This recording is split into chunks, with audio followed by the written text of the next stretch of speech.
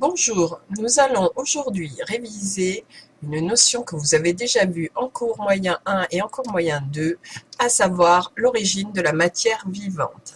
Voici un exemple. Quel lien peut-il y avoir entre la poule, la laitue et un escargot? Une idée? Est-ce de la reproduction? Est-ce pour y habiter? Mais non, il s'agit d'une relation alimentaire. Voyons cela plus en détail.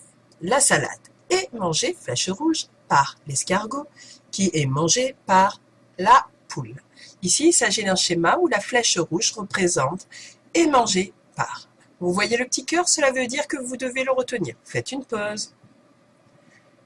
Ce schéma représente une chaîne alimentaire. Qu'est-ce qu'une chaîne alimentaire? Une chaîne alimentaire, c'est une succession, une suite d'êtres vivants où chacun se nourrit du précédent. À retenir. Voici un exemple classique que vous me fournissez. Le gruyère est mangé par la souris, qui est mangé par le chat. Mais le gruyère n'est pas un être vivant, donc cette chaîne alimentaire est fausse. Le gruyère, vous devez le compléter en précisant quelle est son origine, à savoir la vache. La vache se nourrit d'herbe.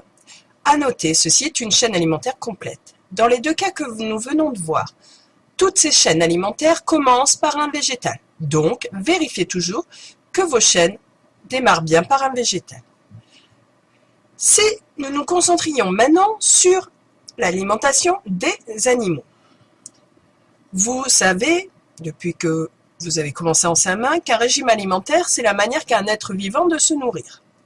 Des mots ressortent classiquement, par exemple carnivore, mais en vrai carnivore veut simplement dire qu'il se nourrit de chair animale. Herbivore veut dire qu'il se nourrit d'herbe. Si on prend par exemple un petit oiseau, il ne se nourrit pas d'herbe, et pourtant vous l'appelez herbivore. Donc ces mots ne sont pas tout à fait justes. Voilà les vrais mots, même s'ils ne vont pas vous plaire, je vous l'avoue. Selon la composition du régime alimentaire, on distingue donc trois grands groupes. Ce qu'on appelle les phytophages, qui mangent, phage en grec, végétaux, phyto. Les zoophages, vous connaissez déjà le mot zoo, c'est là où vous allez voir des animaux, et phages qui mangent. Puis les polyphages, qui mangent de tout, ou, pour une fois en latin, origine latine, omnivore. Allez, il faut que vous le sachiez, ça, faites une pause. Prenez-le en note.